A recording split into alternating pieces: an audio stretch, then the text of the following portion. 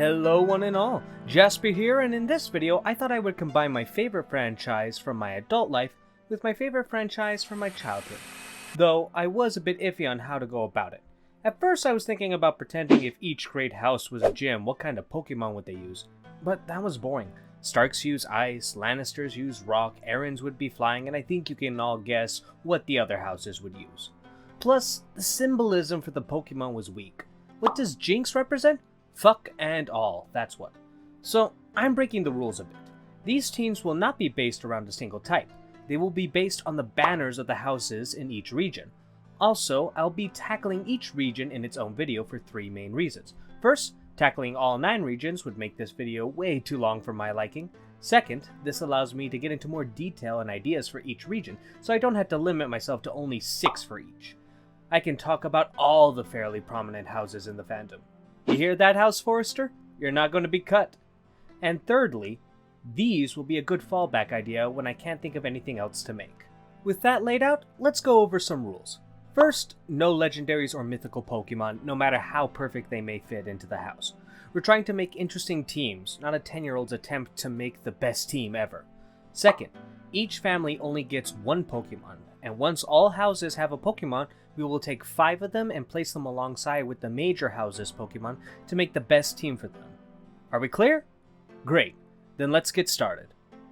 Naturally, we will begin with the head honcho of the North, good old House Stark. Only 1 Pokemon should pop into your head when you think of House Stark, and that is Zacian. Pokemon's attempt to try to be the Dark Souls of turn-based RPGs and falling flat on their ass.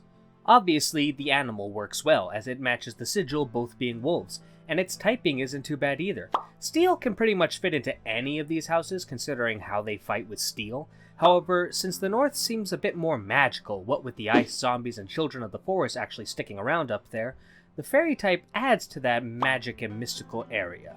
And if you tell yourself that Zacian is swinging around ice in its mouth, then you can't really pick anyone better. But, as I said, no legendaries, especially ones as broken as this guy, so get the fuck out! The Pokemon lineup is kind of lacking in the canine department, let alone any that has an ice type. In fact, there are really only 2, Alolan Ninetales and Glaceon.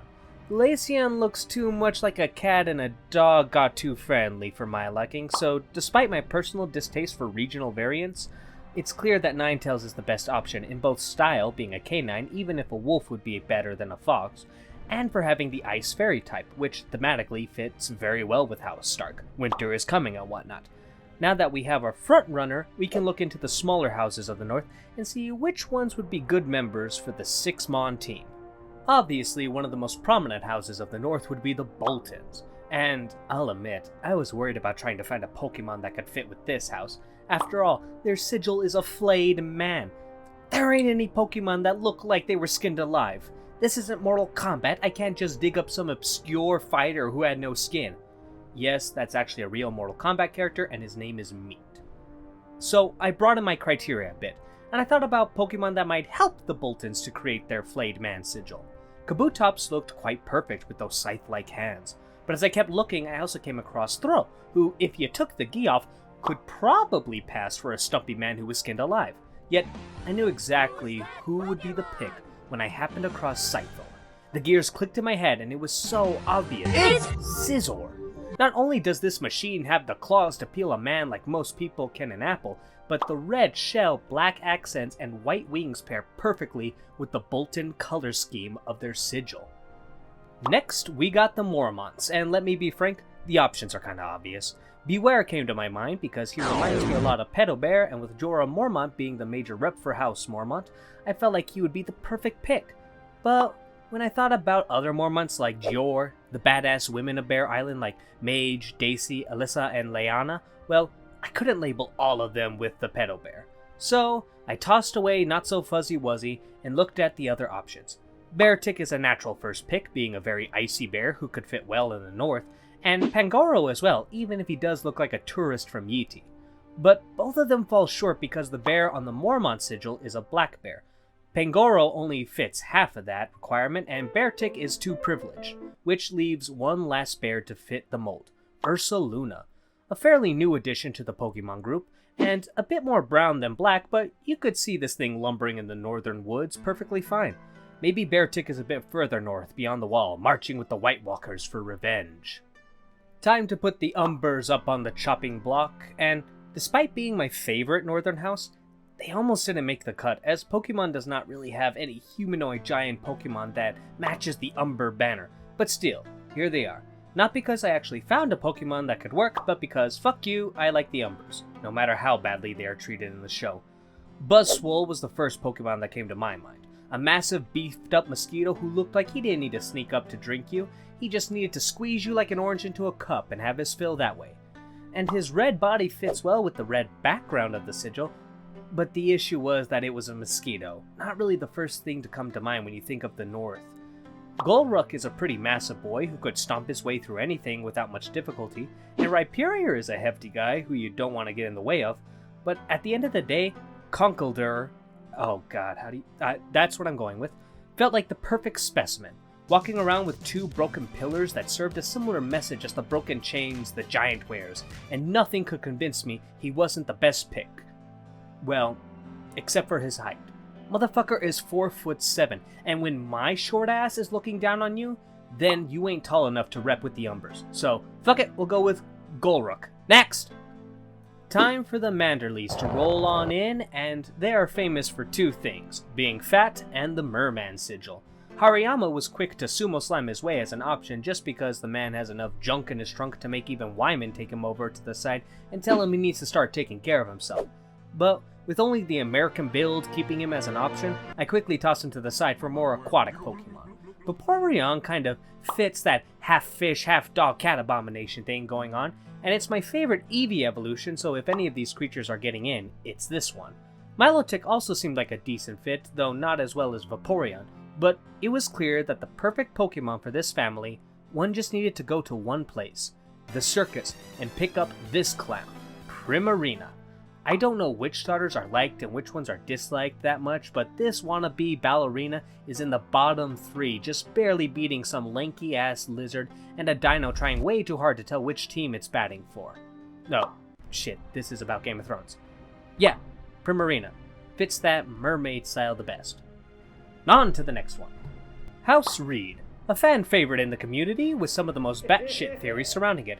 Everyone in the world has the chance to be Howlin' Reed, the High Sparrow, Three-Eyed Raven, even your mom. Luckily, this video isn't about that. This video is about what fictional Japanese monsters fit best with them, and there were only two options. I tried to inflate this bit by picking some frog-looking Pokemon since the Reeds have a bit of a French palate, but it was either going to be Feraligatr or Crocodile, and it all depends on what their sigil was. Either an alligator or a crocodile. No problem. Let's just go to the wiki, scroll on down, and... Lizard lion? What the fuck is that? That doesn't help me at all!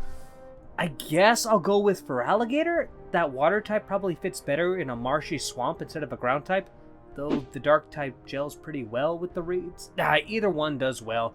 You can all pick, but for now, I'm going with the gator. These last few are going to be a lot faster than others, because often there was really only one option that could fit, or most people just didn't care about the houses for me to go into detail about all the different Pokemon.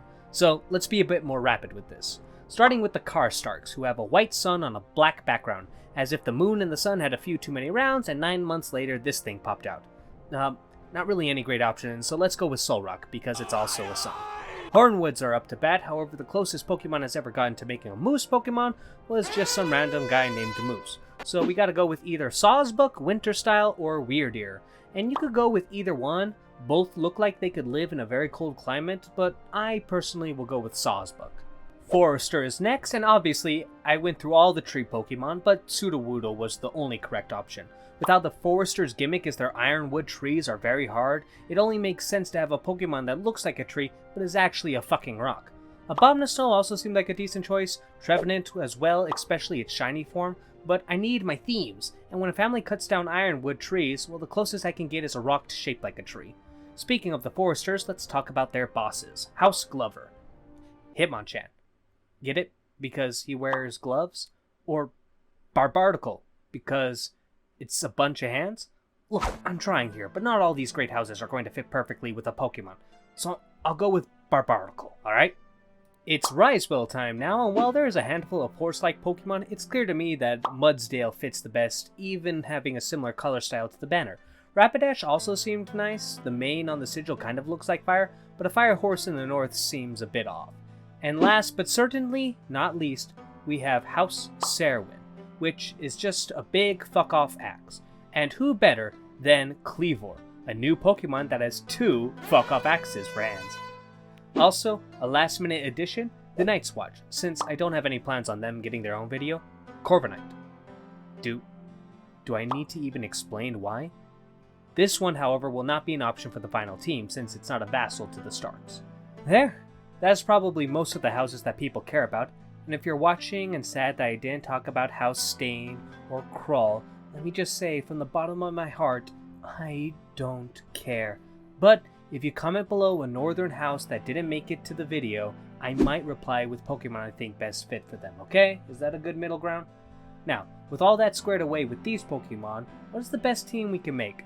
I don't know much about team making, but I find that having one Pokemon that is defensively reliable against each type is a decent foundation, so let's see if that is possible.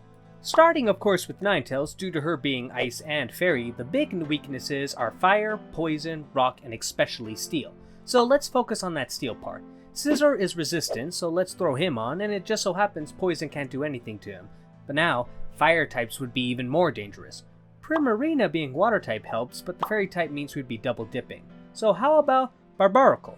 Being Water and Rock type, Fire types would barely scratch him, though now we need to cover his weaknesses. Electric, Ground, Fighting, and we still have not dealt with Rock. So let's throw in Golruk. He can take care of Rock, Electric, and Fighting along with normal types, but now Water and Ghost are an issue. Was Pokemon always this complicated? Luckily, Sawsbuck is the perfect choice as it's immune to Ghost and resists Grass, Ground, and Water, which means we now have a Pokemon on our team that at the very least resists every single type. So, looking at the offensive capabilities, there's only one type we might struggle with, Normal. And we don't have any fighting type Pokemon as an option, so you could fit any Pokemon that we talked about in this video here. I will personally go with Primarina as the final addition to the team since I hear Fairy type is OP, and doubling up on the OP type might not be a bad idea. So, what do you all think? Did I do a good job, or are you currently screaming at your screens that I missed the perfect Pokemon? Maybe you're offended by my attempt to make a decent Pokemon team and there is clearly a better selection. Well, feel free to leave these comments and criticisms down below. Until next time, be safe and have a wonderful day.